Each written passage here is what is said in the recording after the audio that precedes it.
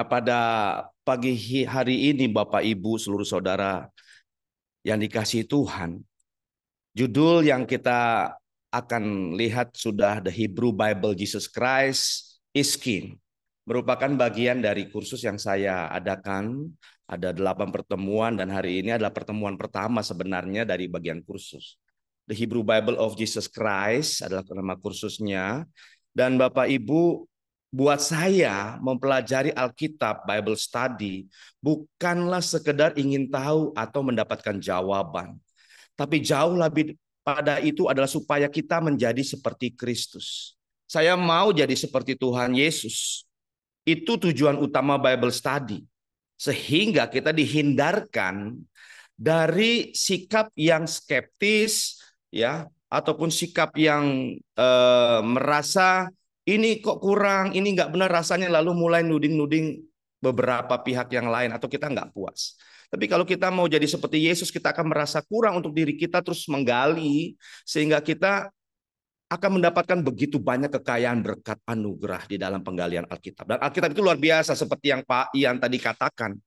Setiap kata mengandung makna-makna yang luar biasa. Bahkan setiap huruf yang tadi sudah disampaikan, sudah didesain oleh Tuhan Allah lalu diberikan lewat Roh Kudusnya kepada pertama Musa untuk menuliskannya di dalam bentuk gambar-gambar atau piktograf. Nah, huruf-huruf dalam bentuk gambar ini yang kemudian selama beberapa ratus tahun mengalami perubahan dan menjadi huruf Ibrani modern saat ini dan diterjemahkan dalam berbagai bahasa, termasuk bahasa Indonesia, tetap memiliki arti yang luar biasa dan tidak berubah sebenarnya.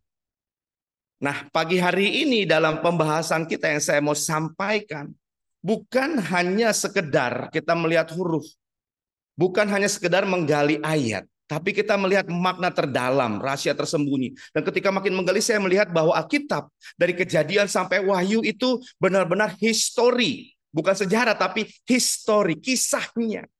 Kisahnya Tuhan yang mengasihi manusia. Memberikan fasilitas alam semesta kepada kita untuk dinikmati, untuk bisa benar-benar kita menikmati pertama hubungan kita dengan Tuhan Allah, selanjutnya dengan sesama. Dan yang utama tentu Tuhan ingin menyatakan kasih-Nya kepada kita. Kita akan mungkin melihat nanti ya. Dan kita lihat Tuhan yang kita kenal dalam nama Tuhan Yesus itu pada awalnya di tahun kurang lebih 1500 sebelum Masehi atau zamannya Musa menulis kitab Kejadian, Keluaran, Imamat, Bilangan dan sebagian besar Ulangan. Nama Yesus itu pertama ditulis dalam bentuk gambar yang bunyinya Yehosua. Ya. Lalu ketika ada pengaruh pembuangan di Babel, pengaruh bahasa Aram besar, jadilah namanya Yesua. Inilah yang sekarang banyak diceritakan atau diucapkan oleh banyak orang Kristen di Indonesia mulai. Nama Yesus itu Yesua Hamasyah. Ya. Lalu Yunaninya itu Yesus. Lalu Latin abad 4 Masehi itu menjadi Yesus. Dan Inggrisnya baru 1400 Masehi masih Yesus penyebutannya. Baru tahun 1700 jadi Jesus, ada J. Dan Indonesia Yesus. Semua memiliki makna yang sama tentu saja. Nah, sekarang kita lihat. Dari tulisan Musa atau Alkitab pertama kali dalam bentuk gambar, itu huruf-hurufnya ada 22 bentuk. Walaupun secara arkeolog Alkitab melihat sebelumnya ada bentuk-bentuk yang lain, tetapi akhirnya tidak digunakan lagi dalam perkembangan. Ya, dari Alef sampai Taf. Kalau kita A, B, C, D, E sampai Z, kalau Alkitab Ibrani atau Musa menulis dari Alef sampai ke Taf. Yunani Alfa dan Omega. Inilah bentuk-bentuk gambarnya. Ini bentuk piktograf awal yang disebut Proto-Sinaitik atau Proto-Kanait. Ya, atau Proto-Kanaitit itu berarti tulisan di zaman bangsa Israel di dalam pengembaraan menuju tanah perjanjian atau pertama kali Tuhan Allah berikan di Gunung Sinai. Nah, bentuk-bentuk gambar ini punya arti.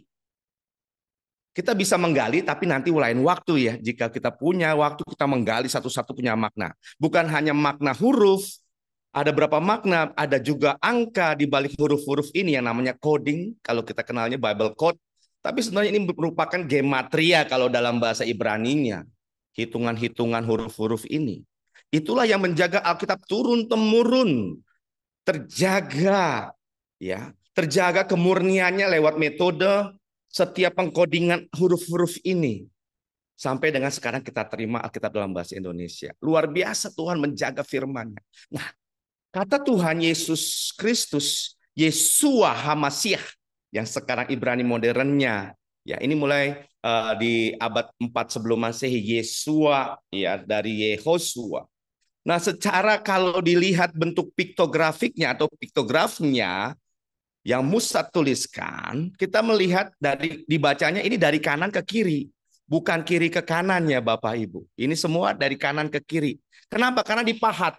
Di sini kita melihat Musa itu nggak kidal, karena tangan kiri dia akan pegang alat pahatnya, tangan kanan batu untuk menumbuknya, ya memahatnya. Nah, kata Yeshua HaMashiach memiliki arti penting dari piktografnya. Ya, huruf Y ini berarti tangannya, ya, tangan dari bahu sampai dengan ujung jari dan tertutup atau terbuka. Lalu dikatakan di sini S-nya itu shin, itu gambar 2 gigi, artinya makan. Ya, atau menetapkan juga bisa, tajam juga bisa. Lalu ini gambar paku tenda, pasak tenda atau paku.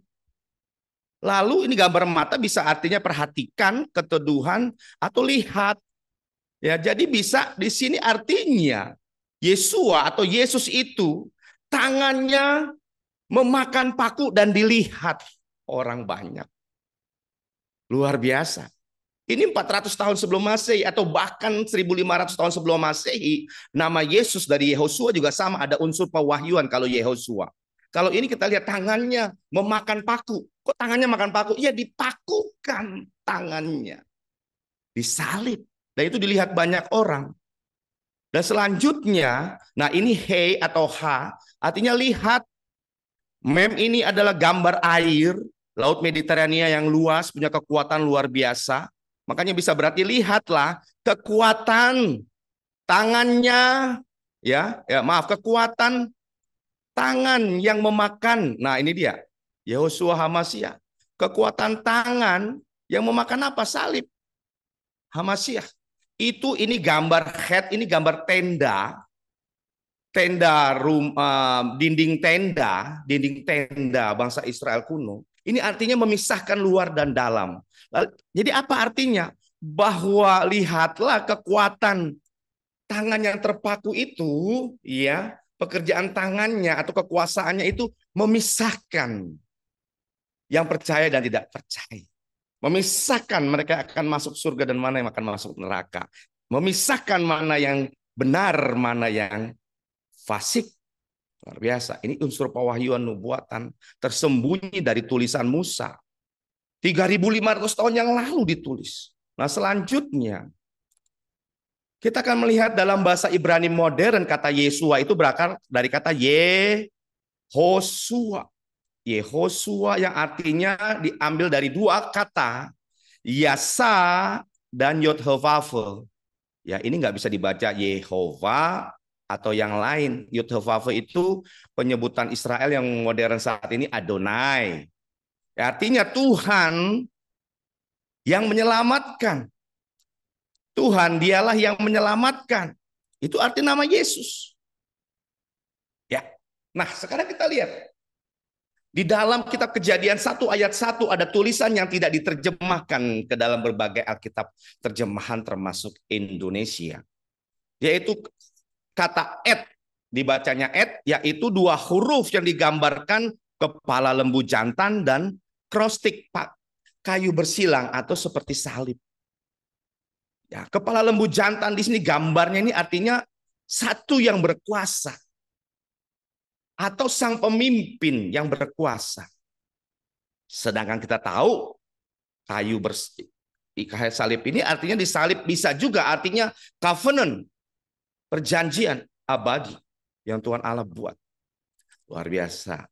Nah ini ada di Kejadian 1 ayat 1. Ya. Rasul Yohanes menuliskan Yesus Kristus sebagai Alfa dan Omega.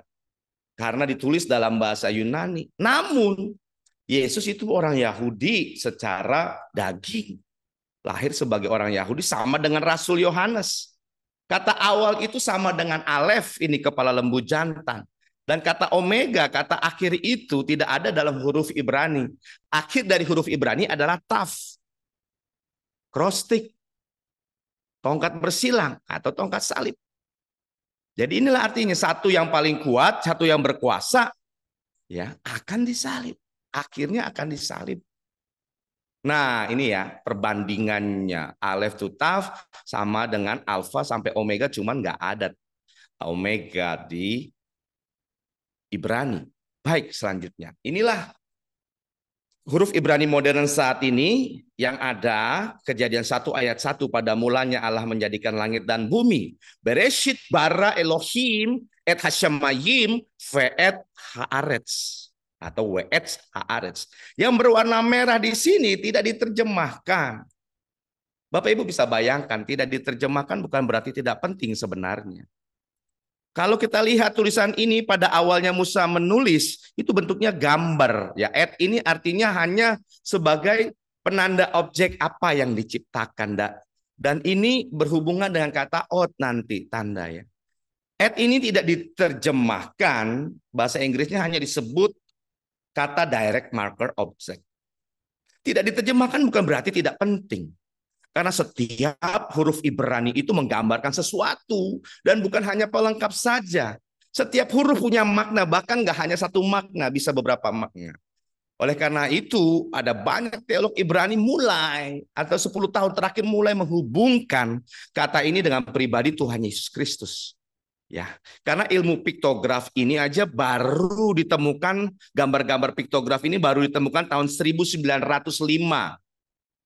Sedangkan gramatikal Ibrani sudah selesai di tahun 1817. Bukunya sudah dicetak. Lalu barulah 50 tahun terakhir ada ilmu atau buku-buku yang dicetak ilmu tentang piktograf ini. Jadi kalau mau kita lihat, sebenarnya belajar Alkitab ini masih luas sekali. Secara keilmuan piktograf masih muda dan masih banyak dipertentangkan. Tetapi kalau Musa menulis, masa itu main-main gitu ya. Dan dipahat lagi. Bukan tulis sembarangan. Dipahat kan butuh waktu. Pasti punya arti. Tapi mengapa tidak diterjemahkan? Nah ini tugas kita bersama sebenarnya mendapatkan jawaban. Tapi saya melihat bahwa ini ada unsur yang luar biasa. Ada 222 kali et ini ditulis. Nah inilah dia dalam bentuk gambar Musa. Bereshit bara Elohim et hashamayim ve'et haaretz. Pada mulanya Allah menjadikan langit dan bumi dalam bentuk gambar. Kalau pertemuan tahun lalu kita sudah pernah ya membahas tentang Bereshit, bahwa dari kata pertama sudah ada unsur penebusan atau berita Injil dalam kata pada mulanya, in the beginning. Bereshit, tenda rumah, lalu sang pemimpin. Jadi di dalam rumahnya sang pemimpin satu yang berkuasa, ya makan paku gitu, atau menetapkan dirinya untuk tangannya itu disalib, ya dirinya untuk disalib, menetapkan pekerjaan tangannya untuk disalib. Ini unsur dari gambar Musa. Banyak tidak percaya, buat saya silahkan tidak percaya, tapi bagi kita yang mengaku Yesus sebagai Tuhan dan Juru Selamat, tidak mungkin kita bisa melepaskan ini dari keyakinan iman kita. Jadi ada unsur rencana penebusan dari kitab Kejadian 1 ayat 1. Oh berarti Tuhan Allah sudah menetapkan manusia jatuh dalam dosa. Oh tidak. Kata salib di situ, huruf salib, huruf tongkat bersilang artinya juga covenant. Kalau manusia tidak berdosa, maka Allah akan hidup dalam perjanjian abadi dengan manusia untuk menjalin hubungan selama-lamanya.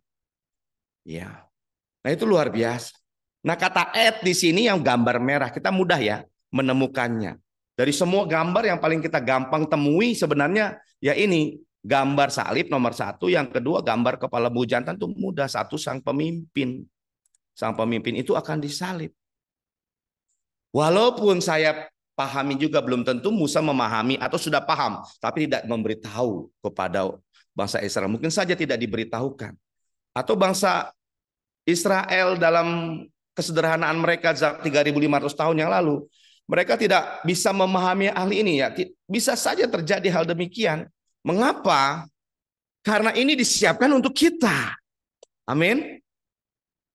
Berbahagialah kita karena Tuhan itu mengatur masa dan waktunya. Berbahagia kita. Wah, Bapak ambil mudahnya saja. Ya tentunya. Karena baru satu kali pertemuan 50 menit lagi waktunya untuk membahas ini. Di kursus saya saja 8 kali 120 menit. Ya, ini satu sesi 120 menit. Ini saya coba 50 menit. Ya, semoga kita bisa memahami. Mohon maaf kalau saya agak cepat sedikit dalam pemaparan satu tema. Nah, baik. Jadi ada unsur nubuatan, pewahyuan yang bukan hanya tersembunyi bagi Musa atau bagi bangsa Israel, umat Allah pada zaman perjanjian lama, ini tersembunyi. Bagi kita ini terang benderang. Bagaimana dengan bangsa Yahudi sekarang? Ya, bagi mereka tentu mereka berusaha, mereka yang tidak percaya Yesus sebagai Mesias, itu sulit memahami hal ini. Kita karena pertolongan Roh Kudus saja. Kasih karunia yang besar membuat kita bisa terbuka, melihat dengan jelas. Haleluya. Bersyukur Bapak Ibu. Kita dibukakan, ini gambar yang lain. Nah, dari kata et lahirlah kata ot. Yang artinya ini adalah artinya tanda atau sebuah tanda mark atau materai kalau sekarang. Kalau sekarang ini terjemahnya ini sumpah. Dari ot ini ya, gambar kepala lembu jantan satu yang berkuasa, pasak tenda atau paku tenda dipakukan. Cross stick disalib. The leader power nailed to the cross. Nah, kita lihat kata ini ada di Kejadian 4 ayat 15. Ketika Kain membunuh Habel, dia dihukum Tuhan, dia takut, dibilang Tuhan nanti aku dibunuh orang. Enggak, Tuhan berkata kepadanya, sekali-kali tidak. Barang siapa yang membunuh Kain akan dibalaskan kepadanya 7 kali lipat. Kemudian Tuhan menaruh tanda pada Kain supaya ia jangan dibunuh oleh barang siapapun yang bertemu dengan dia. Kata tanda, tanda yang ditaruh, banyak teolog percaya itu ditaruh di dahi dan tandanya itu adalah tongkat bersilang. Ya. Nah, jadi kita melihat tanda ini membuat Kain tidak dibunuh, membuat Kain hidup, tidak mati. Tanda ini membawa kehidupan. Yaitu apa? Sang pemimpin yang akan dipakukan di salib akan membawa kehidupan. Siapa dia? Jelas Tuhan Yesus Kristus. Secara sederhana begitu ya. Jadi ini adalah parsingnya atau interlinearnya. Ot itu ya. Ini dia. Ini saya ambil dari situs Blue Letter Bible. Dalam bahasa Inggris inilah ot ini artinya signs, token, kalau sekarang insign, miracles, mark. Tanda dari Tuhan Allah membawa kehidupan Kristus. Jadi saya melihat seluruh Alkitab dari Kejadian merangkaikan gambaran tentang Tuhan Yesus Kristus. Yesus seperti bingkai atau batas dari sebuah teka-teki yang mengelilingi seluruh kitab suci, termasuk Perjanjian Lama dan Perjanjian Baru. Kehidupannya menyatukan semua potongan-potongan itu. Salah satu keajaiban firman Tuhan adalah bahwa ketika seperti puzzle tak cari persamaannya atau kecocokannya, semua potongan itu cocok. Setiap orang, tempat, peristiwa, kisah, bahkan waktu, landscape, geografi, waktu menambah kelengkapan gambarnya. Berbahagialah Bapak Ibu yang sudah ke Israel melihat semua tempat-tempat yang begitu luar biasa. Dan di sana ada banyak sekali kecocokan peristiwa yang terus-menerus selama berabad-abad diwahyukan, dinubuatkan, dan sampai sekarang masih relevan. Ya, Yesus dinyatakan sebagai Immanuel, yang bersamamu Tuhan atau Yotevafu. Tuhan Allah yang bersama dengan manusia. Sejak di Taman Eden, Tuhan berdiam dan berhubungan dengan ciptaannya Adam dan Hawa pertama kali secara akrab. Kejadian 2 menuliskan bahwa di hari yang sejuk dia berjalan, ketika Adam mendengar suaranya dia jadi takut.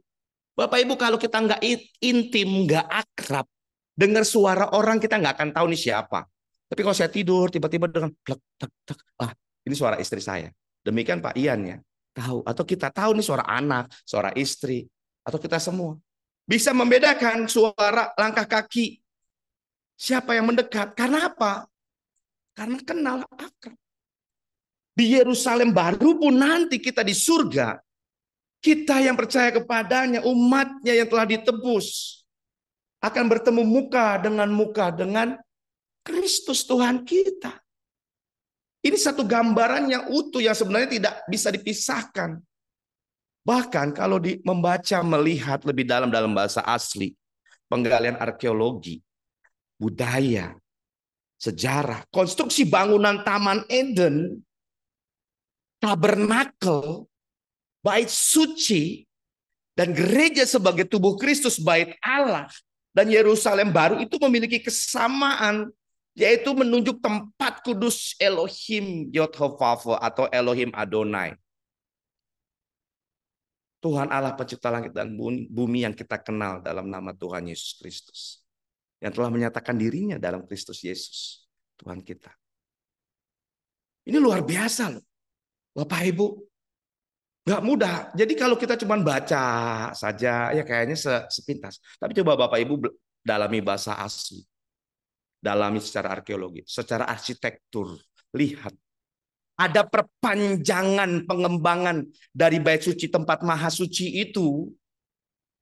Ya, yang dibangun berapa hasta panjangnya, lebarnya, tingginya. Itu ada kemiripan dengan Yerusalem baru yang berbentuk kubus. Wow, itu ada seperti pengembangan. Di mana Yerusalem baru atau surga di mana Tuhan Allah mau berdiam dan kita umatnya sama seperti di Taman Eden dan sama seperti di tabernakel, dia mau berdiam di tengah umatnya di dalam pengembaraan dari Mesir menuju tanah perjanjian. Lalu lanjut ketika masuk tanah perjanjian, sebelum bait suci masih tabernakel, tapi ketika bait suci berdiri, Allah mau berdiam di tengah umatnya. Selanjutnya ketika bait suci diruntuhkan 2 kali, Allah mau berdiam di dalam umatnya dan di tengah kita, gerejanya. Itu kehormatan luar biasa.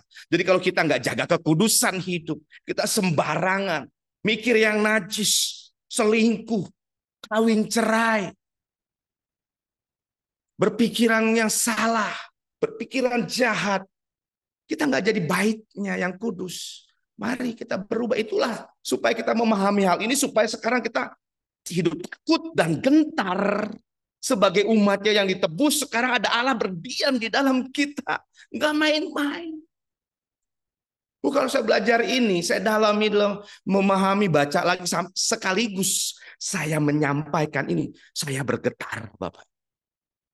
Saya bergetar.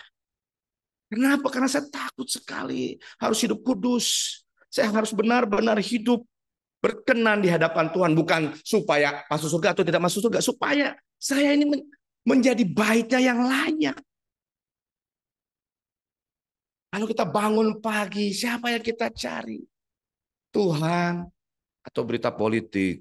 Tuhan atau berita harga naik apa turun? Tuhan atau berapa saldo kita? Tuhan atau mikirin yang lain bukan istri kita? Waduh. Mari kita berubah hari ini sebagai umat yang kudus dan berkenan di hadapan Dia. Amin. Bapak Ibu dikasih Tuhan. Selanjutnya, Yesus Kristus adalah penggenap janji di dalam Alkitab. Nah, sekarang saya mulai masuk kepada beberapa tempat yang waktu yang lompat-lompat nggak apa-apa ya Bapak Ibu. Karena ini kan memulai dulu, seperti teaser ataupun promosi awal untuk belajar terus. Yesus Kristus ini penggenap janji. Yesus Kristus itu bukan hanya sekedar kilatan-kilatan pertunjukan ya, sedikit dikasih tahu di perjanjian lama, nanti hilang lagi, nanti ada lagi dinubuatkan oleh seorang nabi, nanti hilang lagi berapa ratus tahun, ada lagi. Enggak, sebenarnya Yesus Kristus itu pemeran utama. Pemeran utama kalau lampu sorot teater itu merujuk kepada Dia, termasuk kelahirannya di Bethlehem itu by design di surga. Mengapa Yesus Kristus harus lahir di Bethlehem, bukan di Jakarta, bukan di Eropa? Mengapa nggak di kota besar seperti Yerusalem atau Yeriko saat itu kota yang jauh lebih besar dari Bethlehem. Bethlehem kota kecil masa Yesus lahir. Kampung halaman Daud. Bethlehem masih disebut sebagai kota Daud. Yang pertama karena disinilah Nabi Samuel mengurapi Daud menjadi raja atas seluruh Israel. 1 Samuel pasal 16. Jadi Yesus sebagai keturunan Daud. Disebut anak Daud. Dia harus menggenapi itu. Dia harus lahir di Bethlehem. Nggak bisa di tempat lain. Dan itu luar biasa. Mika 5 ayat 2 juga mengatakan, hai engkau, hai Bethlehem Efrata. Hal yang terkecil di antara kaum-kaum Yehuda daripadamu akan bangkit bagiku seorang akan memerintah Israel. Yang permulaannya sudah sejak purbakala. Ancient atau olam, kekal, abadi. Sejak dahulu kala. Wah, jelas di sini sudah dinubuatkan bahwa Yesus yang ada sejak pada mulanya itu akan datang di Bethlehem. Dialah Allah pencipta langit dan bumi yang jadi manusia, lahir di Bethlehem. Makanya Yohanes ayat 1 mengatakan pada mulanya adalah firman. Firman itu ada bersama dengan Allah dan firman itu adalah Allah. Tidak bisa diragukan lagi keabsahan itu. Firman itu telah jadi manusia. Immanuel, Allah beserta kita. Nah, yang lebih luar biasa, kata Bethlehem dalam bahasa Ibraninya itu Beit Lehem pengucapannya. Beit Lehem ada seraknya seperti drama Korea gitu loh. Gitu ya. Guten Morgen, nah itu. Seperti dengkur, Lechem, bukan lecem. Apalagi lecet, nggak boleh. Ya, Beit Lehem yang artinya rumah roti. Roti adalah makanan utama. Kalau nggak makan manusia mati. Ini adalah rumah kehidupan. Nah, Yesus harus lahir di Bethlehem. Mengapa? Karena dia harus menyatakan kepada bangsa Israel harus mengenal dia. Siapa dia? Di Keluaran 16 ayat 15 dikatakan ketika bangsa Israel menuju pengembaraan dari Mesir menuju tanah perjanjian, mereka mulai protes. Mereka meminta makanan istimewa, diturunkanlah roti dari surga. Ya. Ketika orang Israel melihatnya, berkatalah mereka seorang kepada yang lain, apakah ini? Sebab mereka tidak tahu apa itu. Tetapi Musa berkata kepada mereka, inilah roti yang diberikan Tuhan kepadamu menjadi makananmu. Mana? Kata mana itu bahasa Ibrani sebenarnya artinya apa ini? Mana? Apa ini? Ya, mana? Nah, itu dia. Ada juga kita bilang, mana itu roti dari surga? Ya bolehlah, memang ini dari surga kok. Ya, mana? Nah, setiap hari bangsa Israel, umat Israel harus ambil 1 gomer. Kecuali di hari menjelang Sabat harus ambil 2 kali lipat. Kalau ambil lebih akan menjadi ulat belatung dan berbau busuk, gak bisa dimakan. Itu luar biasa. Ini maksudnya apa? Selaras dengan perkataan Tuhan Yesus ketika mengajar kita berdoa, Bapa kami yang dalam kerajaan surga. Doa Bapa kami. Berikanlah pada hari ini makanan kami yang secukupnya. Kata makanan kami yang secukupnya dalam bahasa Ibraninya ini dia. Et lechem tukenu tenlanu hayom. Saya senang nyanyi ini kalau pagi. Doa Bapa kami keras-keras. Bagian ini. Et lechem kukenu tenlanu hayom. Pada roti yang menjadi bagian kami, berikanlah hari ini. Ini kan sama, selaras dengan yang terjadi di pengembaraan bangsa Israel ketika diberikan mana, 1 hari cukup. Nah, cukup itu bagaimana? Ada orang kita sekarang ini cukup dengan dikasih makanan berkat ya, dengan tempe, tahu, sayur asem, sayur, telur, ayam secukupnya. Lalu kita protes, Tuhan kita minta pizza. Kita minta hamburger. Kamu tinggal di atas gunung minta hamburger. Ya itu bukan kecukupan namanya. Nggak kelayakan. Sesuai bagianmu. Ada yang kita minta berkat. uang, melihat pengusaha-pengusaha bisa punya uang miliaran. Tuhan, saldo saya jangankan miliaran. Baru tanggal 10 udah sering minta maaf. Maaf, saldo Anda tidak mencukupi ketika datang ke ATM. Lalu kita protes, Tuhan berikanlah kami uang ratusan juta, miliaran, seperti ini, seperti itu. Enggak, kata Tuhan cukup segitu. Di manage gaya hidupmu harus sesuai dengan takaran cukup hari ini. Jangan lebih. Karena kalau dikasih lebih, jangan-jangan bapak-bapak perginya ke karaoke, panti pijat. Oh bahaya nanti. Kesenggol dikit, ada setan lewat. Wah, lupa istri di rumah. Kawin lagi. Aduh, punya istri simpanan. Kan repot. Ibu ini berulang kali harus khotbah ya. Ayo, ayo, setia. Jangan berzina, jangan berselingkuh. Sesuai dengan gaya hidup. Kita ini hidup. Jadi bersyukur dengan bagian kita. Jangan minta-minta lebih. Kalau mau lebih, kerja keras dan setia kepada Tuhan. Setialah kepada istri mudamu. Bukan. Setialah. Bersukacitalah dengan istri masa mudamu. Yang sah dan satu-satunya. Bukan yang satu-satunya yang sah. Nanti ada yang lain yang nggak sah lagi. Sedikit ya intermezzo Bapak Ibu, biar kita nggak tegang semua liatin saya begini. Wah, saya kayak mau dimakan rasanya. Bapak Ibu, jadi kita harus setia dengan berkat hari ini cukup. Kalau cukup rumah 1 tipe 36 ya. Ya udah, berkati Tuhan itu bagi kita sudah bersyukur. Gaji UMR mau punya rumah tipe 70 itu berat. Ya. Gaji UMR punya motornya maunya motor yang 70 juta.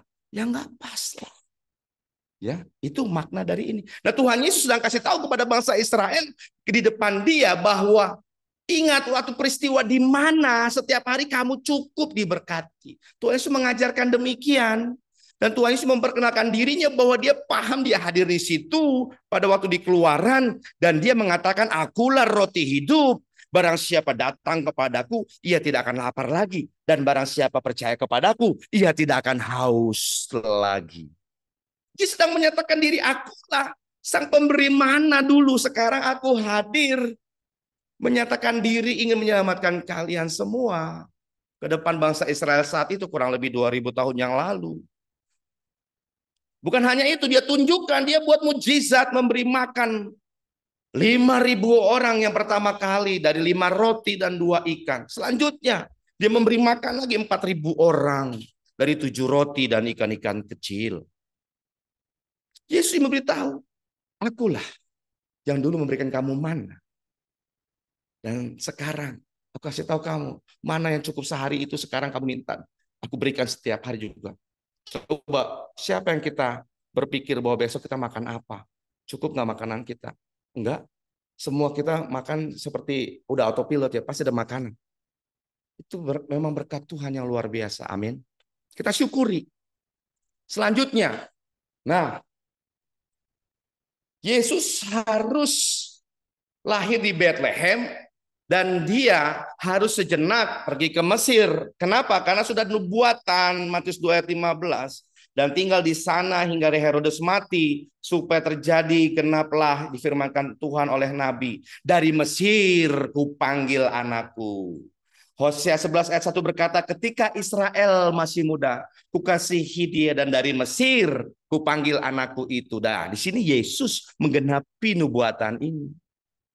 Harus dari Bethlehem dilarikan dulu ke Mesir. Sesudah itu dia dibesarkan di Nazaret. Mengapa Nazaret?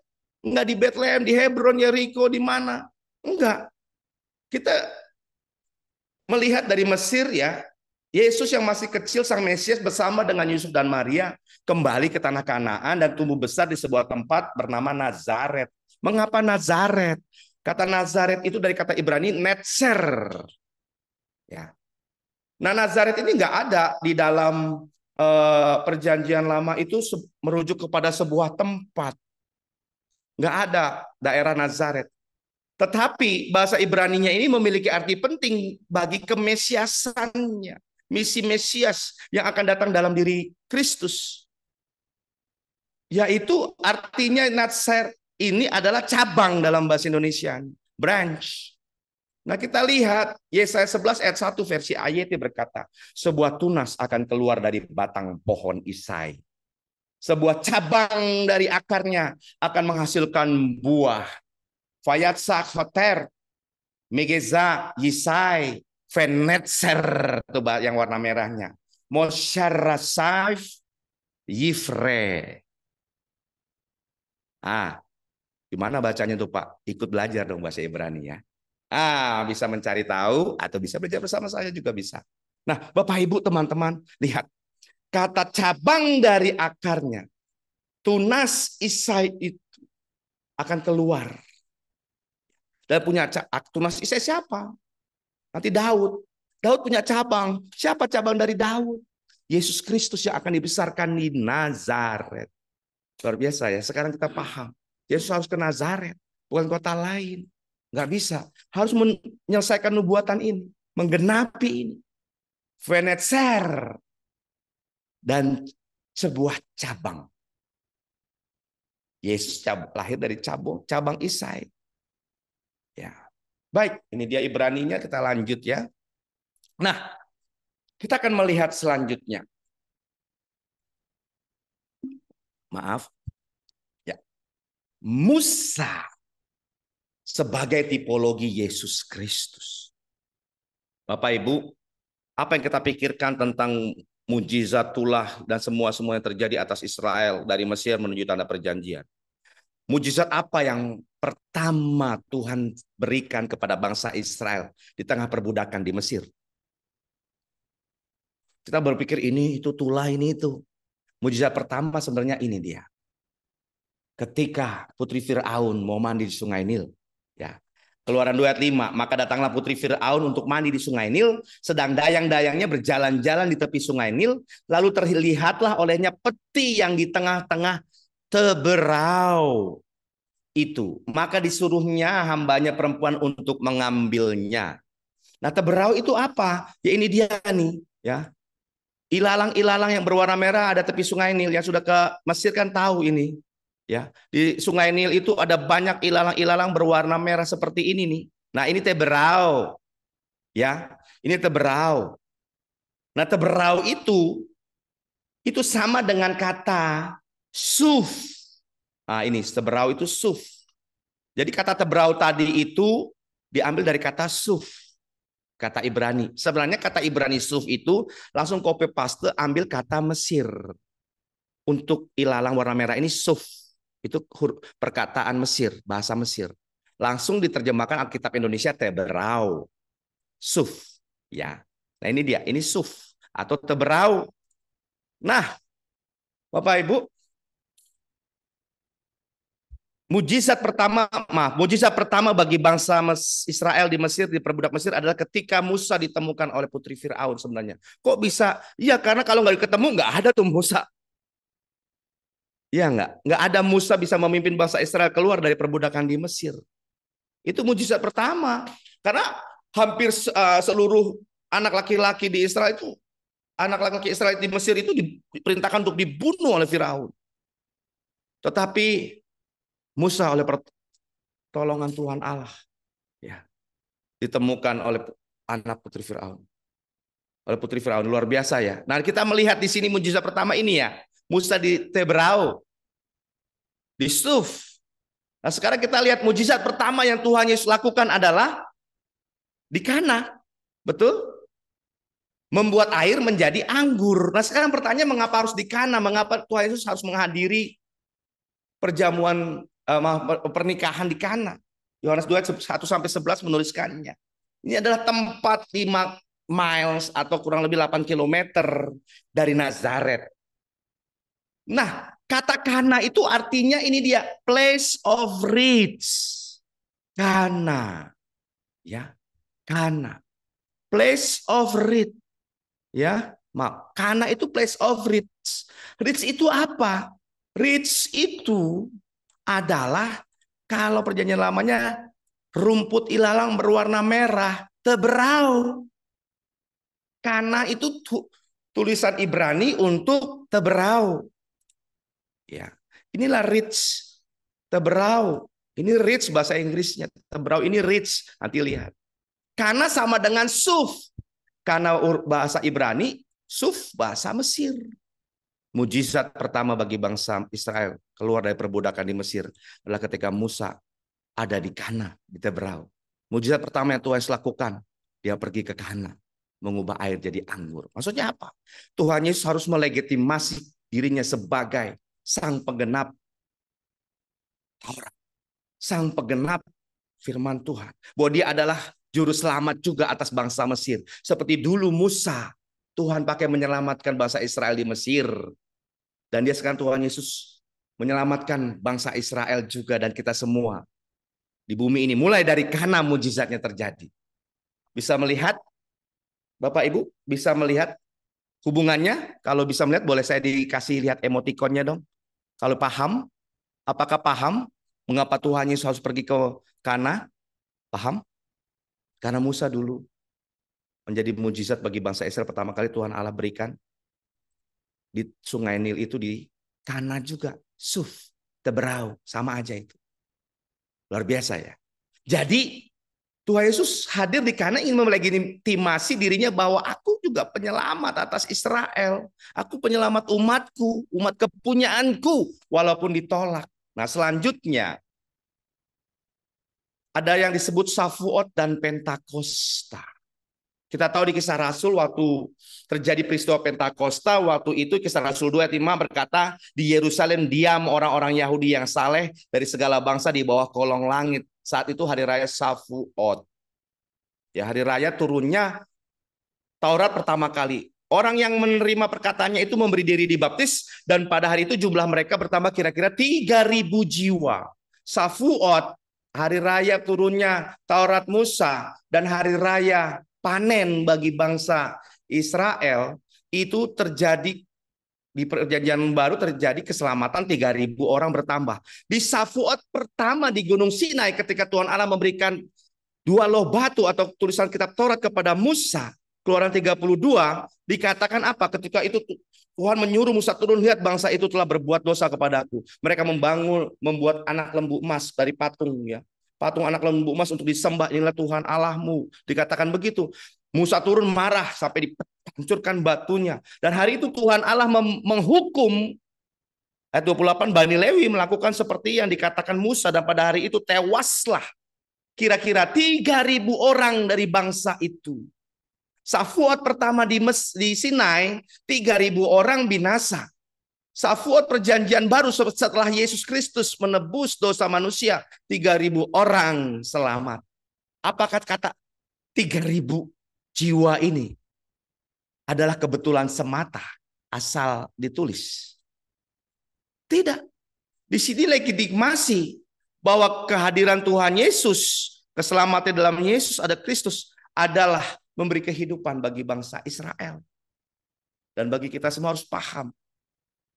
Luar biasa ya, 3.000 orang di Shavuot pertama di Sinai binasa di perjanjian lama. Karena mereka melanggar apa yang Tuhan perintahkan. Dan 3.000 orang diselamatkan di perjanjian baru Shavuot pertama atau Pentakosta kita mengenalnya. Ya, luar biasa ya Bapak Ibu. Selanjutnya kita akan cepat. Abraham mempersembahkan Ishak adalah tipologi Allah Bapa mengorbankan putranya. Kalau kita sering melihat film Ishak itu masih kecil atau remaja. Catatan rabbinik Yahudi itu umur Ishak dikorbankan adalah 37 tahun. Ya. Jadi kita tahu kalau Ishak itu berarti sudah dewasa.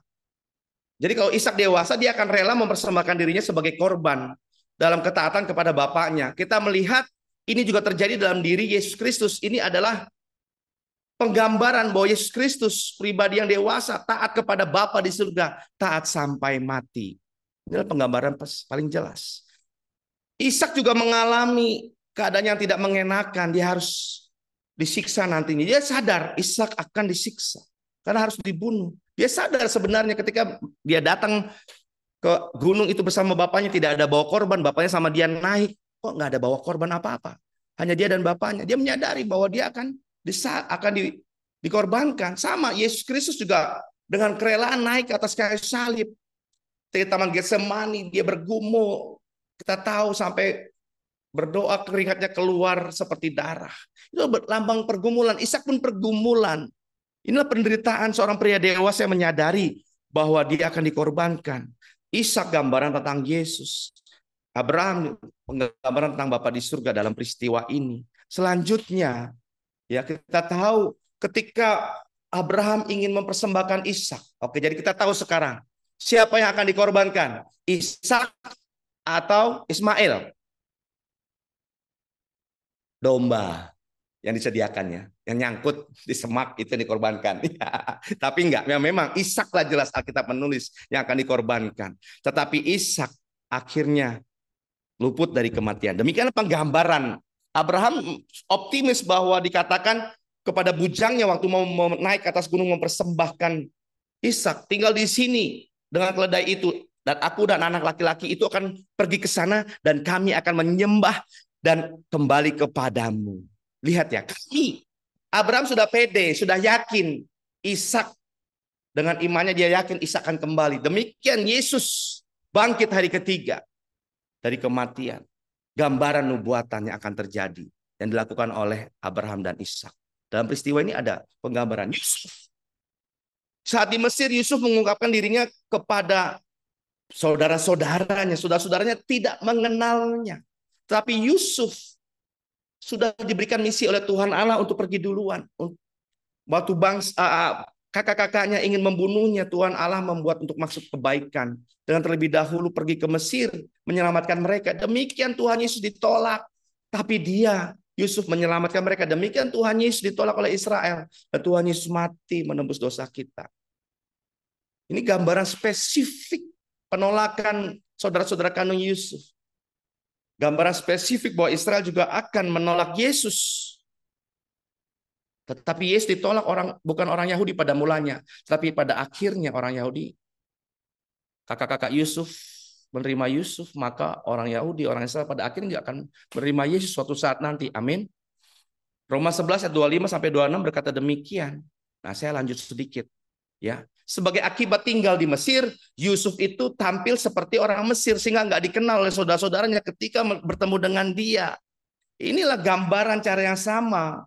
Yesus itu sering disebut seperti bukan orang Yahudi, sampai orang Yahudi ingin membunuh dia, nggak suka. Karena mereka seperti nggak mengenal dia lewat pengajarannya, bahkan mujizatnya mereka sepelekan, dipertentangkan. Inilah gambaran Mesias yang ditolak, tetapi pada akhirnya Mesias tetap melakukan tugasnya, tidak menghalangi dia untuk menyelesaikan pekerjaan tangannya. Demikian Yusuf yang ditolak. Nah ya, nah memang pada akibatnya ketika Tuhan Yesus mengajarkan tidak seperti yang diajarkan oleh para rabi atau para orang Yahudi, Yesus seperti terhalang diterima oleh orang Yahudi. Ya. Tetapi suatu saat saya percaya Roh Kudus akan membawa orang-orang Israel ini mengenal Yesus sebagai Mesias dan Juru Selamat. Kalaupun tidak di bumi, mereka melihat nanti dia hadir datang sebagai Mesias, sebagai Tuhan Allah yang akan menebus dosa kita. Nah, selanjutnya ya, kita akan skip ini. Kita sudah lihat bahwa Yesus datang di Israel tapi ditolak di Israel. Yohanes 1 ayat 11 berkata, ia datang kepada milik kepunyaannya. Tetapi orang-orang kepunyaannya itu tidak menerimanya. Nah, 1 menit terakhir. Nah, saya lanjut. Ini saja. Ya, Bapak Ibu. Oh maaf, sebelum ini 1 menit saya mungkin minta tambahan 2 menit saja ya. Pak Ian ya, mohon maaf ya. 2 menit saja saya minta tambah. Nah, Yesus sebagai kegenapan hukum Taurat. Di dalam Alkitab Ibrani, Tuhan menyuruh anak-anak Israel membangun tabernakel yang disebut dalam bahasa Ibrani Miskan. Di sekeliling Miskan ada tembok. Nah, hanya ada satu jalan untuk masuk ke kemah suci di mana hadirat Tuhan berdiam. Kita nggak bisa masuk dari arah mana saja. Kita harus masuk melalui satu-satunya pintu. Tuhan Yesus berkata, akulah pintunya. Barang siapa masuk melalui aku, ia akan diselamatkan. Ya, akulah jalan kebenaran dan hidup. Yohanes 14 ayat 6. Anoki haderek haemet hakhai. Dia satu-satunya jalan. Seperti gambarannya di dalam tabernakel. Sekali lagi, jika orang ingin bertemu dengan Tuhan di perjanjian lama, di tabernakel itu di Miskan, hanya ada satu jalan. Hanya ada satu jalan. Hanya hadirat Tuhan hanya ada di situ. Nah, sekarang ya, kalau mereka mau datang kepada Tuhan Yesus, mereka di tabernakel, kalau mereka mau datang Kehadirat Tuhan, mereka harus diwakili oleh imam dan mempersembahkan korban. Tuhan Yesus sudah lebih dahulu mempersembahkan korban juga buat bangsa Israel dan kita semua. Ini memenuhi semua tipe bayangan Yesus sebagai Mesias, Tuhan dan Juru Selamat. Nah, di Taman Getsemani yang terakhir, di Taman Getsemani ketika Tuhan Yesus bergumul, sebelum esoknya dia akan disalib. Dia mengucurkan darahnya, mengucurkan keringatnya itu seperti darah. Keringatnya tercucur terlihat seperti darah. Dalam pergumulan yang hebat. Nah, dia memilih Taman Getsemani sebagai tempat dia berdoa dan bergumul dengan Bapa. Kata Getsemani dari kata Ibrani Gatsemen, yang artinya tempat pemerasan buah zaitun. Ya, jadi minyak zaitun. Nah, disinilah di taman ini dalam pergumulannya yang hebat, Yesus Kristus mengeluarkan keringat seperti darah, menunjukkan tekanan hebat pada jiwanya, seperti diperas. Buah zaitun diperas sampai mengeluarkan minyak. Pergumulan jiwa Yesus Kristus begitu hebat, seperti diperas jiwanya itu sehingga keringatnya keluar seperti darah. Taman Getsemani bukan taman sembarangan dipilih Yesus. Dia ingin sedang menunjukkan bahwa apa yang dia pilih tempat itu adalah tempat yang punya makna besar bagi kita semua. Amin. Demikian yang saya mau sampaikan. Waktu saya selesai 52 menit, mohon maaf. Terlambat 2 menit. Silakan. Ya, terima kasih Pak Leo. Sebenarnya lebih lama juga nggak apa-apa. Pengajarannya luar Gitu biasa. ya. Ya Pak, mau pertanyaan pertama mungkin ya. Kalau kita lihat kan tadi ada tentang nama Tuhan Yesus ya. Ya, Yesus dari Yeshua. Dan ya, kalau kita lihat sejarahnya nama Joshua juga artinya sama. Yahweh is salvation. ya. Nah Ya, mungkin pertanyaan pertama ini kenapa ditranslate-nya ke Yesus dan bukan Joshua? Dan kenapa ada dua oke. translation dari satu ejaan yang sama? Ya.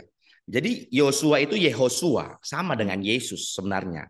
Hmm. Hanya Yehosua atau diterjemahkan Yosua itu dalam bahasa Inggris Joshua, atau pertama kalinya itu King James itu Yosua bacanya, tapi jadi Joshua. Nah, itu kan ditulis 3.500 tahun yang lalu atau 1.500 sebelum Masehi. Nah, lalu dalam perkembangan ketika bangsa Israel dibuang ke Babel ada pengaruh Aram, itu jadi Yesua. Ho-nya berkurang. Seperti nama Yohanes, awalnya itu Yehohanan. Menjadi setelah pembuangan di Babel, Yohanan. Nah, kata gitu. Yehuda. Dulu sebelum pembuangan di Babel, nama itu Yehuda. Setelah pulang dari pembuangan jadi Yuda. Gitu saja ya. Inggrisnya Judah. Yunaninya Yudas. Jadi kalau kita bilang saya punya anak nggak mau kasih nama Yudas. Anak saya namanya Yehuda. Sama aja Bapak Ibu. Oh, Gitu ya. Sama aja. Yosua itu oke. Yesus. Yosua itu Ah, Jehosua. Sama ah. Joshua. Oh, Tergantung penerjemah mau menulis apa. Sebenarnya saya melihat karena Joshua itu dengan Yesus sama sebenarnya. Jadi kalau kita bilang Joshua Hamasya boleh juga gitu kan. Yesua itu Yosua sama. Cuman pemahaman kita ini karena di pikiran sudah dari awal harus Yesua Hamasya, maka akan sulit kalau kita menerima Yosua Hamasya. Begitu. jadi ini lebih ke arah kultural dan tradisi ya. Ya, lebih kepada demikian. Oke, baik. Kita ke pertanyaan berikutnya. Eh, Nah, ini mungkin ada yang ingin sedikit klarifikasi mengenai tadi Kana dan Teberau. Nah, Ya, karena mungkin dari penjelasannya si Kana dan Teberau ini kan ada eh, beberapa perterjemahan ke bahasa lain juga ya. ya, Dan ini penanyanya bilang loh kok ini lebih mirip cocologi. Nah, saya ngerti sih maksudnya karena dulu juga pernah ada yang ketika Tuhan itu memerintahkan ya, bangsa-bangsa Israel didirikan di seberangnya tabernakel yang menurut susunan dan ada jumlahnya dan waktu ya, itu pendetanya bilang oh ini kalau di eh, taruh itu bentuknya nanti kayak salib kalau dilihat dari gunung. ya, Nah saya pikir oh ya cocok logi tapi sampai ketika saya gambar sendiri dan saya hitung jumlahnya ternyata ya, benar bentuknya salib kan. ya. Nah bisa jelasin ulang nggak Pak Kana dan Teberau ini? Oke. Jadi Nah, begini, menariknya ini ya harus kita lihat dari bahasa asli lalu terjemahan ke Inggrisnya. ya ya. Karena teberau dengan rich itu sama. Hmm, Teberau itu rich ya. hmm, Rich itu kana dalam bahasa Ibraninya. Nah, jadi hmm, begini. Oke, kalau gitu sebentar saya bukakan ya interlinearnya biar kita lebih jelas. Ya, Ya, Bapak ya. Ibu ya. Mohon maaf, Bu, saya butuh waktu sebentar supaya nggak lambat kalau di Zoom saya bukakan dulu. Sebentar nanti saya tampilkan. Oke. Jadi kita memang sepertinya cocok lagi ya, sepertinya. Kelihatannya padahal enggak, sama sekali enggak. Dan Ya. apalagi kalau dilihat timingnya itu mujizat pertama, dan Ya, karena mujizat pertama air menjadi anggur. ya, Apalagi kalau kita bilang airnya itu juga air. ya, betul. Iya, Ya. iya. Oke, sebentar ya. Oke, ini kan saya tampilkan. Sudah mau saya siapkan. Oke. Sekarang dalam bahasa Inggris ini ya, mohon maaf harus bahasa Inggris terjemahannya ya. Nah, ini dia. Ya, dikatakan anak perempuan Firaun mungkin kecil, mohon maaf nggak bisa lebih. Coba saya coba tampilkan lebih. Ini ya. Semoga terlihat sudah ya, bisa dilihat. Ya. Dikatakan nah ini bahasa Inggrisnya when she saw the ark among the flags. Nah, ini kata the flags ini tadi yang soft. Oke, kita lihat. Ya, ini dia. Jadi ini Blue Letter Bible, silakan dilihat ya. And he made it walking around the riverside ya. The ark among the flags. Ini dia suf seperti yang saya katakan tadi. Ya. Terjemahan Indonesianya teberau di ayat Indonesia. Tapi lihat terjemahan yang lainnya. Suf ini adalah, nah ini dia kemungkinan dari asal dari Mesir. Jadi kata suf ini pertama kali ditulis dari istilah Mesir. Memang kata Mesir diadopsi langsung suf. Ya. Nah, lihat ya. Sekarang kita lihat red artinya merah. Juga berarti flags yaitu dia rumput-rumput ilalang yang seperti bendera gitu ya, warnanya merah. Weeds, nah ini dia. Reed, ras, water plant, nah itu dia. Seperti tadi gambarnya, seperti gambar ini dia. Ini ya gambarnya ya. Rich, suf. Indonesia terjemahannya teberau, tapi ada lagi terjemahan yang lain nggak tulis teberau juga gitu kan. Nah ini dia. Oke, cocok logi apa enggak? Nah sekarang kita lihat. Sekarang kita lihat ya di dalam maaf ya Yohanes 2 ayat 11. Sebentar saya bukakan lagi biar lebih cepat. Saya siapkan dulu ininya. Yohanes 2 ya. John ya. Bentar. Saya akan menunjukkan dulu tentang kanannya ya. Dikatakan Yohanes 2 ayat 1. Nah, saya sekarang tampilkan dalam bahasa Ibraninya. Ini pertama pasti Yunani dulu. Kalau perjanjian baru itu pasti Yunani dulu ya. Atau kita tahu ya. Nah, kana itu sendiri langsung diadopsi dalam Yunaninya ya. Kaiho ya, Fitos, Nena, Nomai, Kamus, en kana. Nah, ini kana ya. Nah, dalam tulisan Ibrani juga kana ya. Nah, kita lihat klik kana. Klik kana. Nah, Ibraninya kana walau pakai H dibacanya kana ya. Lihat artinya place of rich. Reed tadi Hmm. ya, sama sebenarnya. Tempat ilalang berwarna merah, rumput yang warna merah ya plantation. Dulu awalnya saya belum melihat sejarahnya kota ini ya ada karena ini, tapi lihat artinya place of rich. Sama seperti tadi ya, reed, suf, sama artinya, Hmm. nggak beda. Di Laut Teberau itu kan banyak ilalang. Nah itulah rich, weeds, tumbuhan air ilalang yang berwarna merah seperti pada gambar ini. Jadi bukan cocok logi Bapak Ibu. Tapi kita menyimpulkan pertama kali tanpa Musa ditemukan putri Firaun. Di Rich, di Suf, di Kana sama saja sebenarnya. Karena Suf istilah Mesir, Kana istilah Ibrani. Suf kata Mesir, Kana kata Ibrani. Bukan cocok logi. Ya Ya. jelas di situ. Ya tentunya ada unsur tafsir. Oh ya harus mau tidak mau kita menyimpulkan itu menafsir. Tapi tafsir ini harus berdasarkan teks. Nggak boleh out ya yang terlalu jauh. Seperti yang Pak Ian tadi temukan. Ketika oh ya benar ya ini gitu. Gitu ya Pak. Ya. Makasih Pak. Nah ini ada Sama-sama. pertanyaan lanjutan Pak, karena Ya. tadi kita nanya tentang Yahweh Salvation ya. Jadi ada yang bertanya untuk penjelasan sebenarnya nama Tuhan Yesus itu YHWH atau Allah menyelamatkan. Ya mungkin ini penanyanya pun harus dimengerti bahwa kita percaya Allah Tritunggal. Jadi Yehova itu Allah menyelamatkan, dan bisa dijelaskan dengan lebih dalam Bapak. Ya. Ini penanyanya tipe beli satu mau dapat 100.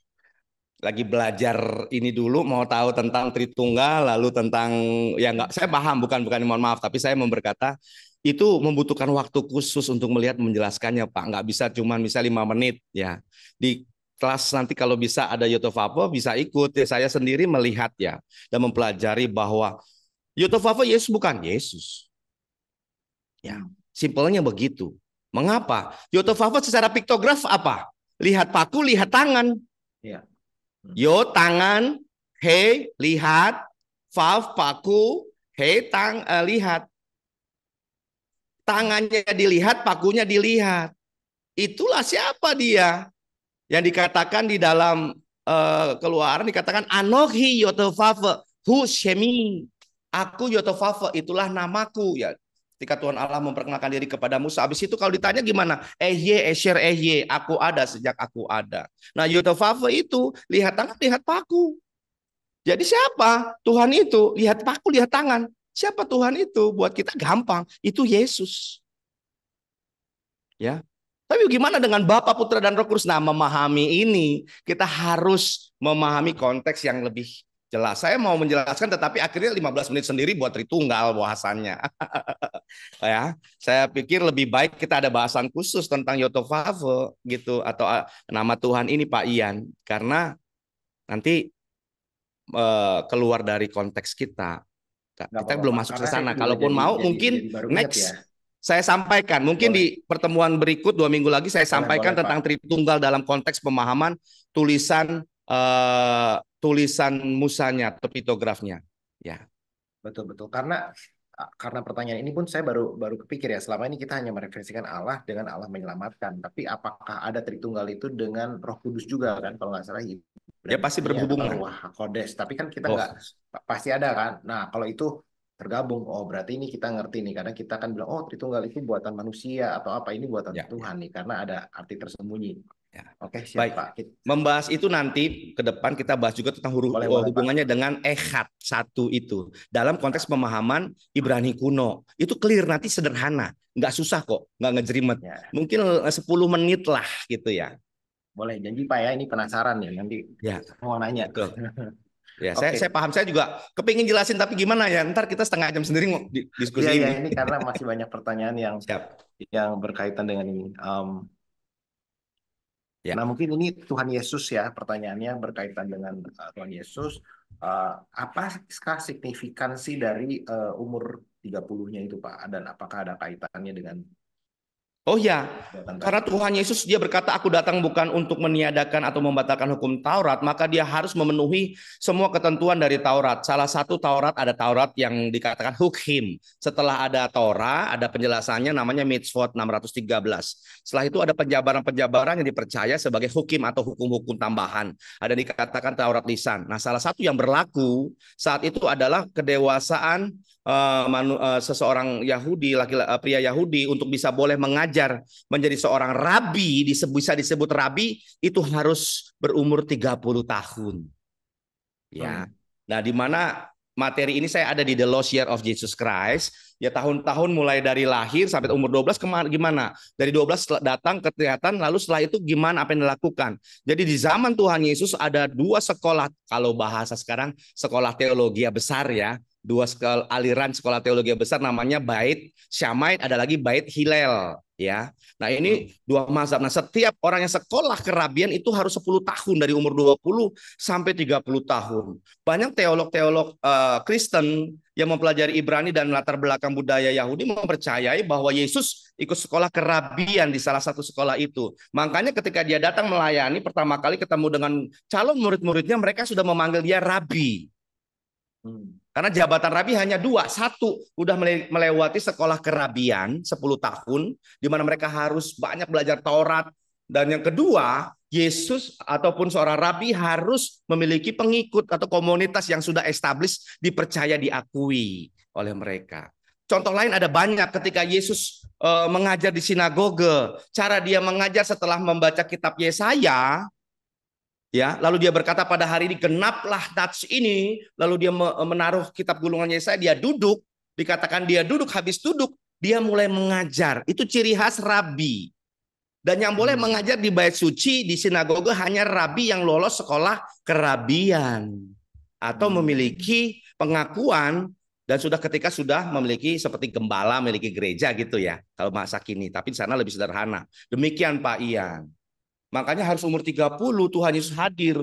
Itu luar biasa, itu by design dari surga juga. Wah, keren. Kenapa dia harus umur 30 di situ? Lalu itu ada hubungannya juga nanti sampai harus tahun 70 Masehi bait suci dibakar, dihancurkan. Itu keren. 40 plus 30 ya. Iya, itu ada umur Plus kita 30 ke hitung dari 40 tahun. Iya. nubuatan Daniel 7, Pak. Itu Nah, 7 harus ya 7. Lalu ada Daniel 7 masa kan 7 40. kali 7, betul. Iya. Jadi kalau para arkeolog dan teolog Ibrani itu mulai melihat teolog Kristen secara arkeologis dan umur-umur histori itu dari Tuhan Yesus disalib kurang lebih tahun 30 Masehi. Jadi dari 30 ke 70 ada 40. 40 itu angka 4, itu angka periode penampian, angka pendewasaan, angka lagi untuk namanya sebuah seperti persiapan. Nah itu, masa. Nah gitu. Oh. Gitu ya Pak Ian. Keren, gematrianya keren. Jadi ada 3 hal ya, nubuatan Daniel 7, Ya.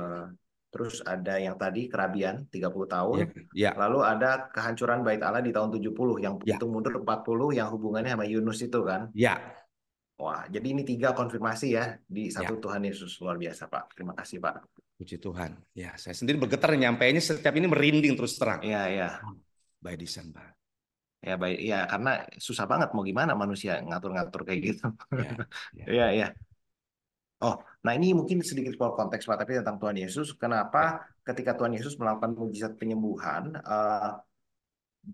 dia menyuruh orang-orang untuk tidak memberitahukan kepada orang banyak.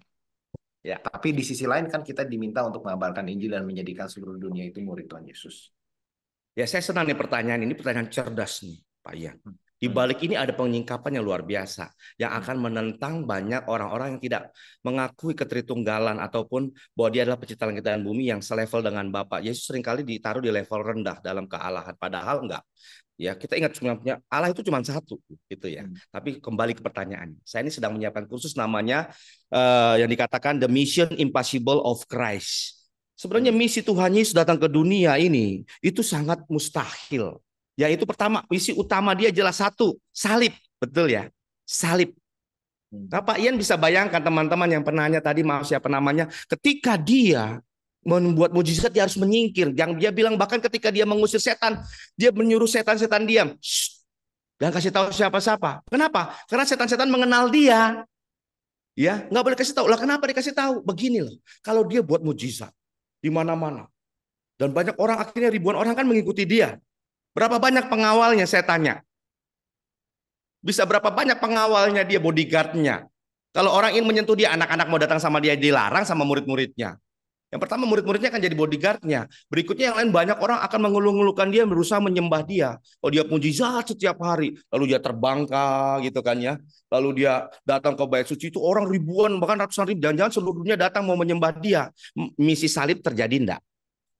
Ya kenapa disalib sih Pak? Kenapa nggak bisa? Yesus bilang aja, semua ku ampuni selesai. Kita udah pernah bahas mengapa harus darah. Harus disalib. Harus darah. Kenapa? Dalam darah ada nyawa. Nyawa ganti nyawa. Nyawa manusia, kehidupan manusia yang sudah dijual karena berdosa harus ditebus oleh Yesus dengan darahnya. Nah misi salib akan sulit terjadi kalau Yesus buat mujizat tidak menyingkir. Dia punya pertaruhan yang besar. Dia harus bilang, jangan bilang-bilang, jangan menyingkir. Tetapi kalau dia misalnya datang, mengajar dan berkata, aku Yod-Heh-Vav-He, aku Tuhan Allah pencipta langit dan bumi, tanpa buat mujizat, apa yang terjadi? Dipenggal dia saat itu. Ada literasi yang menyebutkan ada orang Yahudi, ya, orang Israel bilang Yod-Heh-Vav-He apa adanya di luar, karena Yod-Heh-Vav-He hanya boleh disebutkan di dalam bait suci atau di sinagoge pada saat doa berkat oleh imam.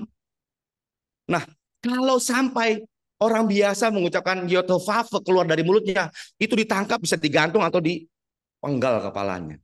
Nah kalau Tuhan Yesus tanpa mujizat bilang aku lah Allah, sama seperti banyak yang menuding kekristenan, lihat Tuhan Yesus itu nggak pernah kok ngomong dia aku Tuhan, aku Allah. Kenapa dia nggak ngomong langsung? Kalau dia sebut langsung aku Tuhan tanpa mujizat atau belum sampai salib, selesai dia. Nggak bisa salib terjadi. Lihat ketika di sinagoga itu dia baca nats Yesaya itu. Dia berkata pada hari ini kenapa kitab suci. Lalu dia mulai mengajar. Ketika dia mengajar banyak orang senang dengan ajarannya tapi banyak yang nggak suka. Lalu mulai dia diusir kan sampai mau didorong ke jurang. Tapi dia berhasil lolos dan menyingkir. Kenapa? Orang-orang ini membunuh dia. Karena nggak suka dengan ajarannya. Nah, tanpa mujizat. Nah, mengapa dia nggak langsung buat mujizat? Di situ juga dia terbang, lalu dia bisa buat orang rebah semuanya. Tapi kalau dia buat itu salib nggak terjadi. Sedangkan dia harus mati dan sekali salib itu yang luar biasa. Di tahun itu, kalau nggak disalib, bahaya juga. Dia harus mati disalib, harus tepat tahunnya. Tahun kurang lebih 30 sebelum Masehi. Di masa pemerintahan penjajahan Roma. Nggak bisa di masa Presiden Amerika Serikat. Atau di masa Pak Jokowi aja disalibnya Yesus. Kenapa enggak? Karena nggak ada. Sekarang kita nggak mengenal salib untuk penghukuman. Wah, itu luar biasa. Kita memahami harus keseluruhan gambaran yang jelas sampai kepada sebenarnya tujuan utamanya apa sih Tuhan Allah ini. Jadi saya tuh memahami ini jadi benar-benar getar. Segitu saya menjawab gemesnya apa? Ya ampun Tuhan, susahnya setengah mati sebenarnya ya. Dia harus hidup saat itu. Buat mujizat harus sembunyi menyingkir. Benar. Itu ya Pak Ian yang saya bisa sampaikan. Memahami keseluruhan gambaran. Mungkin kalau kita lihat mengenai rencana penyelamatan yang sangat spesifik sehingga ada batasan-batasan yang Tuhan harus jalani dalam hidupnya. Juga Ani ada penanya yang nanya relevan Pak. Kenapa piktografnya itu harus munculnya di Mesir? Apakah karena saat itu Mesir dipilih karena mungkin dari segi kulturnya yang paling sudah advance, dan bagaimana dengan nasib-nasib orang-orang dari negara-negara atau bagian-bagian benua lain yang di mana Tuhan kan menyatakan dirinya cuma ke satu bangsa tuh. Ya. Jadi begini, ini pelajaran khusus lagi namanya piktografi itu harus lihat terus sejarahnya. Sebenarnya piktografi itu awalnya ya kalau mau belajar itu nggak di Mesir. Di sebuah kota Kis di daerah Mesopotamia sekarang dekat dengan Irak, dekat dengan Ur-Kasdim kurang lebih kalau arah itu berapa ratus kilo dari Ur-Kasdim itu. Itu kota Kis adalah kota yang sudah berdiri sebelum air Bah Nuh.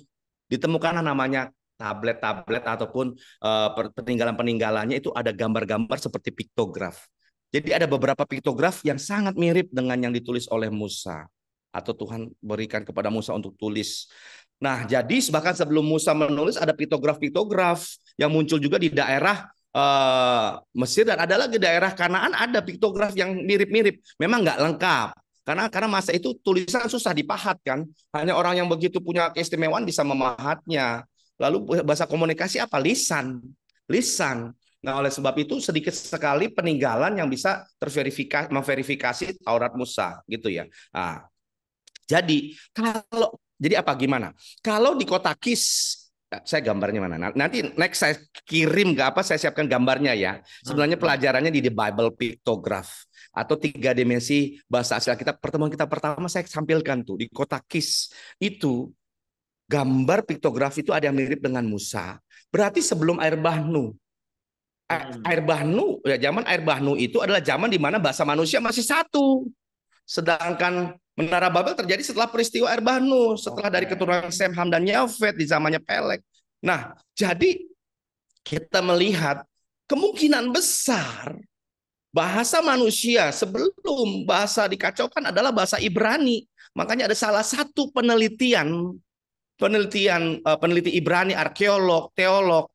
Kalau kita sebutnya teolog, namanya Profesor Dr. Isaac Mosezon, tulis buku namanya Edenic Language. Kalau merujuk jika memang bahasa Ibrani itu dipakai sebelum air Bah Nuh berdasarkan penemuan arkeologi, maka di Taman Eden itu the mother of language-nya bahasanya Ibrani. Katanya dia begitu. Dia meneliti juga Indonesia. 170 lebih negara dia teliti termasuk Indonesia. Ada banyak kata Ibrani di Indonesia. Salah satunya kata derek, kata jalan. Jalan itu derek. Indonesianya cara. Beda Pak. Bunyi bahasanya dan alat bahasa yang mengucapkannya mirip, yaitu derek. Lihat, coba kita ucapkan derek. Itu lidah kita D, lidah kita kan ke atas ke langit-langit bertemu. D, rek. Lihat ya, derek. Ada R gitu ya, rek.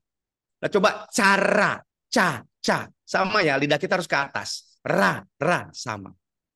Bapak Ibu ada banyak kata-kata Ibrani yang ada di Indonesia mirip. Contoh, hari Senin Ibraninya Sheni. Selasa, Shelishi. Rabu, Revi'i. Kamis, Kamisi. Jumat ya agak beda, Jumat Shishi. Sabtu, Syabat. Kalau sekarang. Ya. Nah, Sefi kalau tujuhnya sebenarnya. Sabat. Ke Yunaninya Sabaton. Latinnya Sabado. Barulah ke kita Sabtu. Mirip ya. Besok Minggu Yom Rison. Kalau di sana hari pertama atau hari kepala. Nah itu dia. Banyak sebenarnya artikulasi kita itu berasal dari sana. Dan dia meneliti akhirnya banyak sekali bahasa itu yang bahasa-bahasa di dunia kok kayaknya mengarahnya ke Ibrani sebagai ibu bahasa. Ada penelitian arkeologinya juga. Nah itulah yang dia meneliti semua bunyi bahasa, alat bahasa dan semua, bukan linguistik, gramatikal, semua dia teliti. Silakan ke situsnya edenicslanguage.org. Cuma dalam bahasa Inggris, saya terjemahkan sajalah ke Indonesia. Itu ya Pak Ian. Nah ini selanjutnya pertanyaan masih nyambung juga Pak. Jadi kalau Ya. di piktograf tadi sangat jelas ada gambaran kepala pencipta yang nanti Ya. berakhir di kayu salib Ya. sedikit, sedangkan mereka yang lebih mengerti bahasa original dibanding kita kan. Ya. Jadi terus terang memang bukan hanya Messianic Jews. Di dalam Messianic Jews saja, kalau kita bicara Messianic Jews, kalau kita bicara Yesus sebagai Mesias, mereka masih it's okay. Mereka percaya juga. Tapi kalau Yesus sebagai Allah pencipta langit dan bumi, mereka masih berpikir ulang. Belum tentu semua percaya. Ya. Jadi begini pemahamannya agak beda. Nah sekarang lewat piktograf mereka, karena piktograf ini pertama kali ya sudah hilang ketika pertama bukan hilang, berubah di tahun 950-an sebelum Masehi menjadi Paleo Hebrew. Lalu ketika pembuangan ke Babel, pengaruh Aram abad keempat sebelum Masehi sudah berubah menjadi Ibrani modern yang tadi kita lihat kata Nazaret, ya huruf Suf, Kana. Nah lalu ada namanya Helenisme masuk di zaman Romawi abad 4 Masehi itu, di mana semua yang berbau dengan literasi Yahudi itu disingkirkan. Kalau masih ada ketemu bisa dipenjara, ditangkap dan dibunuh oleh prajurit Romawi. Dan sampai akhirnya puncaknya kan, puncak Helenisme itu di abad mula-mula semua literasi Yahudi di bumi hanguskan. Makanya abad kedua Masehi, tahun 200 sebelum Masehi disembunyikanlah perkamen-perkamen perjanjian lama, Tanakh, lalu berapa tulisan-tulisan, banyak bukan sedikit, ribuan di Dead Sea Scroll, di Gua Qumran mereka sembunyikan itu. Ya, ada yang berkata itu perpustakaannya orang Yahudi, kaum Esyeni yang jaga. Iya, tetapi itu juga penyembunyian, termasuk kitab Yesaya yang paling lengkap. Yesaya Dead Sea Scroll itu yang paling lengkap dalam perjanjian lama. The Great Isaiah disebutnya begitu. Nah itu disembunyikanlah di situ supaya nggak ditemukan oleh orang Romawi, oleh prajurit Romawi. Dan akhirnya ya di abad mula-mula literasi yang beredar adalah pertama Yunani, karena Yunani sangat diagungkan oleh orang-orang Romawi ini. Perjanjian lama atau Tanakh Yahudi diterjemahkan Septuaginta kurang lebih abad ketiga sebelum Masehi. Abad mula-mula sehingga hilanglah dari semua literasi hilang. Piktograf sudah hilang, sudah nggak ada sama sekali. Turun-temurun sudah hilang. Nah Bapak Ibu, bahkan di abad mula-mula itu kan akhirnya Yunani terjemahkan ke Latin Vulgate. Dan selanjutnya ke bahasa Inggris baru abad 14 Masehi, kurang lebih demikian. Lalu gramatikal Ibrani, tata bahasa semua itu sudah selesai di tahun kurang lebih 1817 Masehi. Piktograf baru ketemu lagi ya di namanya Serabit El Kasdim ya. El Kadim itu di Sinai Peninsula ya, di semenanjung Sinai itu kurang lebih pengembaraan Israel di tanah menuju tanah perjanjian. Nah itu baru ditemukan piktograf oleh seorang arkeolog yang khusus mempelajari Mesir ya, Sir William Pedri namanya, dan dia menemukan piktograf tahun 1905. Jadi bahasa Ibrani sudah selesai semua, buku pelajarannya tahun 18-an, 1800-an.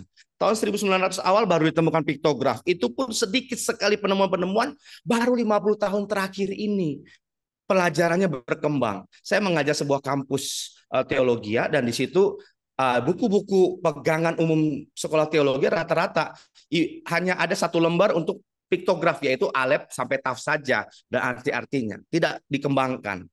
Nah, saya belajar selama 3 tahun belajar tentang piktograf. Itu memang masih banyak perdebatan yang tidak terima. Orang Israel masih nggak apalah itu, mana mungkin. Oleh sebab itu, jelas tanpa pertolongan Roh Kudus, puji Tuhan, di antara kita, saya dan kita banyak teolog-teolog Ibrani mulai akhirnya belajar piktograf, mulai mempercayai. Dan saya salah satu yang melihat bahwa dengan piktograf akhirnya jelas Alkitab kita perjanjian lama sampai perjanjian baru ini bicara tentang Tuhan Yesus. Begitu Pak Ian. Iya, iya, iya. Sebenarnya alasan untuk mereka menolak ini cukup sulit ya, karena piktografnya sudah dibuktikan dengan sejarah Betul, kejadian, dan itu piktograf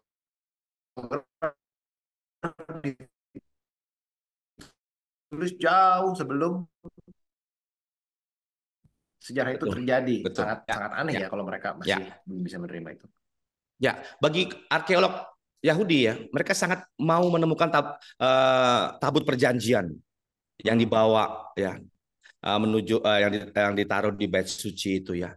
Nah, kenapa? Karena dalam tabut perjanjian ada salinan ke-13 tulisan Musa itu, Taurat itu. Ya, ketika masuk tanah Oh, perjanjian kan Musa kan diperintahkan Tuhan Allah menyalin 13 kopian. oke. 12 untuk 12 suku Israel, yang terakhir yang satu untuk ditaruh di tabut Oke. perjanjian. Kalau tabut Oke. perjanjian ketemulah piktograf Musa kita yang lengkap tentang tulisan Musa. Wah, Oke. itu penemuan yang akan mengguncangkan dunia. Bagi mereka, mereka akan melihat bahwa memang Taurat itu benar. Bagi kita, Yesuslah pusat dari Taurat. Makanya Yesus nggak bisa dipisahkan dari Taurat. Gitu. Indah-indah Pak. Ya, ini mirip dulu yang bilang katanya Tuhan Yesus itu pengorbanannya diatur dan direncanakan. Tahu-tahu ketemu Ya, Dead Sea Scroll Yesaya ya, 53-nya itu masih terjaga dengan rapih, dan itu yang juga ditolak untuk dibaca ya di sinagoga ya, mereka betul, kalau nggak salah. betul. Wow, wow. Keren, keren, keren. Memang berat sih, orang-orang Yahudi memang berbeda pola pikir. Kata bagi mereka, kalau kita bilang Yesus anak Allah, mereka masih tidak menerima Yesus sebagai anak dari Allah. Itu mereka nggak bisa menerima. Itu paling berat. Oleh karena itu, saya belajar dari seorang rabi ya Hmm. yang mempercayai Yesus bukan hanya sebagai Tuhan, sebagai Mesias, tapi mempercayai Yesus sebagai Allah pencipta langit dan bumi. Nah, bagaimana pola pikirnya? Nah, nanti next minggu 2 minggu lagi saya coba Oke. kasih sedikit. Thank you, Pak. Nah, ini pertanyaan terakhir, Pak, karena ini udah Ya, jam ya, 10.50 dan ini pertanyaan relevan ya. Mengapa perjanjian lama menggunakan bahasa Ibrani, perjanjian baru ada beberapa bahasa sebenarnya ditulis di Koine Greek ya. ya. Dan di tengah-tengah itu beberapa kitab seperti Esra ditulis dengan bahasa Aram. Arab. Apakah ya mengapa ditulis bahasa Yunani? Mungkin ini mesti jelasin sedikit tentang sejarah Ya, ya, penjajahan saat itu ya. Dan ya, jadi seperti bahasa apa? Indonesia tuh ada beberapa bahasa, tapi bahasa formal kita tuh kan bahasa ya, Indonesia. Dan ya, kita berevolusi nih sekarang. Orang-orang ya. Jaksel udah bahasanya Inggris. Ya, Saya senang pertanyaan to itu be, Pak. saya senang to be here, Jaksel banget kan ya. Oke, ya. Jadi kita lihat memang kasih karunia Tuhan yang memberikan Ibrani sebagai perjanjian lama sebagian besar. Ya, Esra dalam Aram karena ada pengaruh pembuangan di Babel. Esra itu kan dari Babel. Dia panitra di sana, dia harus akhirnya menulis supaya cepat bisa dipahami juga oleh orang-orang Israel yang ada di Babel sebelum semuanya akhirnya pindah ngungsi kembali ke Israel. Ibrani kalau kita lihat dari piktograf saja begitu lengkap, luar biasa. Sementara kayak kita bunyi bahasa A, ya misalnya kita mau mengerti tentang Bapak, kita harus ada B, A, P, A, K. Ya, Ibrani dari kata 2 huruf saja, misalnya Alef dan Bet, sudah bisa memberikan arti Bapak, tapi juga punya makna yang berbeda. Setiap huruf sudah punya makna. Bukan cuma satu makna, banyak makna. Itulah bahasa yang paling lengkap, tapi sederhana. Ibrani itu yang luar biasa dipilih Tuhan tuh begitu. Dan terjaga, mudah terjaga, karena hanya 22 huruf, dan sangat sederhana sebenarnya. Ya, secara aturan tata bahasa, kata benda, kata sifat, kata kerja, itu semua sederhana sebenarnya. Cuman kita karena Hmm. metodenya belajarnya agak sulit, kurang menyederhanakan. Saya coba sederhanakan di kursus-kursus saya. Nah itu oleh sebab itu, Pak, yang Ibrani dipilih Tuhan Allah ya untuk mempersiapkan firman-Nya. Nanti kalau belajar bahasa Ibrani, kelihatan deh lengkapnya luar biasa. Contoh Yesua Hamashiach. Ya, kita udah melihat makna terdalamnya. Lalu Esra. Lalu kenapa Perjanjian Baru juga banyak ditulis dalam bahasa Yunani Koine? Karena memang itulah zaman di mana Romawi yang menjajah Israel tidak mengizinkan literasi Yahudi itu berkembang, maunya Yunani. Tetapi Irenaeus juga menulis loh. Bapak gereja Irenaeus yang adalah cucu rohaninya Rasul Yohanes. Rasul Yohanes punya murid salah satunya Polikarpus yang rajin mendengar khotbah-khotbah tulisan Yohanes. Lalu Polikarpus ini punya murid rohani Irenaeus yang menulis tentang melawan para bidat, ya, against Irenaeus, ya, tentang Tritunggal. Salah satu tulisannya itu di dalam bukunya itu melawan para bidat tentang Tritunggal. Tapi di buku yang sama Irenaeus menulis mengatakan bahwa Matius ditulis dalam dialek Ibrani. Ya, itu dia. Jadi sebenarnya tidak hilang juga semua literasi Yahudi. Tapi Matius saya lihat juga ditulis dalam Yunani. Jadi kelihatannya Matius bisa nulis 2 kali atau ada yang membantu Matius menulis juga dalam bahasa Yunani. Itu dia. Nah, mulai arkeolog-arkeolog dan teolog-teolog Ibrani ini mulai melihat, oh ada ya tulisan Ibrani itu di dalam Injil itu ada gitu ya. Tapi itu semua dengan tujuan sebenarnya menjaga bahasa. Ibrani paling gampang karena hieroglif Mesir itu ada 500-an, berbeda dengan Ibrani. Berbeda loh. Ibrani ini memang ada beberapa yang kelihatannya ada mirip dengan hieroglif, ya. Memang mungkin ada yang mengambil supaya menyederhanakan, tetapi bukan sama gitu. Tapi beberapa saja, nggak semua. Begitu Pak Ian. Jadi menjawab itu, pertama kedaulatan Allah, kedua peranan Roh Kudus untuk menjaga firman-Nya, ketiga kita diberikan melihat kemampuan. Inilah bahasa yang paling membuat kita bisa cerdas, ditulis kanan kiri, setiap huruf punya makna, itu semua punya maksud, bisa terjaga, bisa decoding dengan mudah. Coba kalau tulisannya 500, gematrianya berapa? Dari 22 huruf Ibrani saja metode gematria bisa banyak. Ya, begitu ya Pak Ian. Itu saya melihatnya demikian. Jadi untuk piktograf sendiri Ya. itu kemiripan dengan hieroglifnya Mesir itu ada Pak ya? Karena kan Ada beberapa, tapi tidak semua. karena sejarawan kan belum belum mengakui atau memiliki bukti bahwa memang bangsa Israel itu pernah menjadi budak di Mesir Ya. katanya Kak. Nah, Tapi kalau dari bahasa ini kan kelihatannya sudah ada hubungannya Pak. ini saya lupa siapa yang membuat film ataupun sebuah film namanya The Proof of Evidence. Film ini nggak bisa masuk Indonesia. Kalau mau nonton harus dari jalur Amerika karena ada di sana. Nanti saya kasih ke Pak Ian tahu info, mungkin bisa di-sharekan kalau mau lihat. Nah, beliau adalah salah satu produser film yang akhirnya juga pengen tahu bener nggak sih ada Israel diperbudak di Mesir, bukti-buktinya apa. Nah, di film itu akhirnya muncullah dari para arkeolog untuk ketemu. Tahunnya juga banyak dipertentangkan kan, tapi dia ketemu akhirnya bukti arkeolog adanya perbudakan ataupun bangsa Israel pernah tinggal di Mesir. Termasuk salah satu rumahnya Yusuf ada di situ ditemukan. Wow. Iya, ada. Ada seperti rumahnya yang akhirnya ada. Jadi di rumah-rumah Israel di Tanah Goshen, kalau kita kenalnya di Tanah Goshen ya, kalau kita dikatakan ada rumah yang besar. Rumah-rumah itu rata-rata punya kuburan-kuburan, makam-makam buat keluarga leluhur gitu ya. Dan di setiap kuburan, nah salah satu rumah yang besar, ada satu kuburan berbentuk seperti mini piramid, ada patung seperti Firaun, tapi kulitnya ini pink. Jadi bajunya warna-warni garmennya, maka mereka menyebut ini Yusuf rumahnya nih. Lalu ditemukan di situ, di satu-satunya rumah itu kuburan situ tidak ada tulang belulang, yang lain ada tulang belulangnya. Itu Oh, karena arkeologi, dipulangkan, ya ya. dipulangkan ke Karena tanah. Ya, tulangnya ya.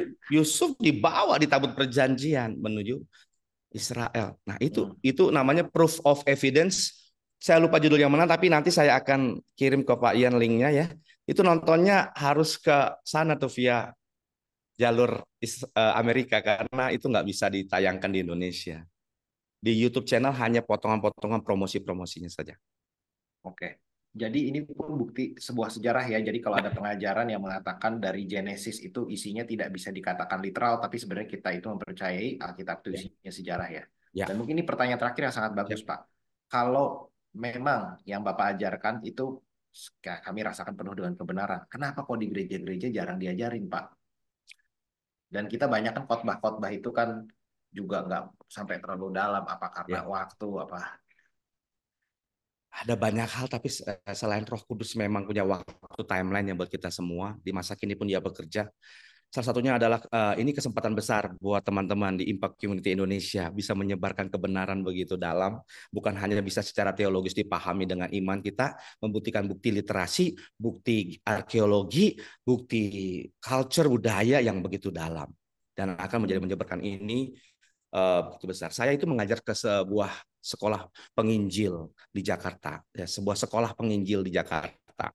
Karena memahami bahwa situasi penginjilan sekarang penuh dengan tantangan, dengan adanya undang-undang penistaan agama, undang-undang ITE. Saya bilang makanya kita jualan, kita menginjil itu jangan jual tembak kitab agama lain, jelek-jelekan agama lain. Cobalah kita eksplor apa yang berkualitas dari Alkitab kita di bahasa Ibrani, di penggalian dari arkeologi, budaya, sejarah, literasi, itu akan memunculkan seperti yang kita pelajari hari ini.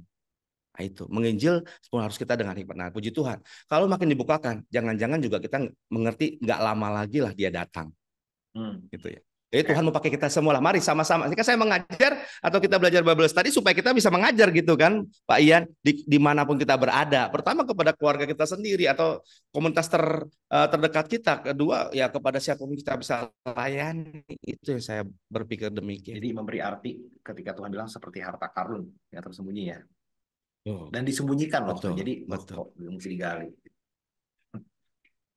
Kan kita kalau belajar piktograf ataupun belajar semua ini berapa kali pertemuan ataupun Pak Ian menemukan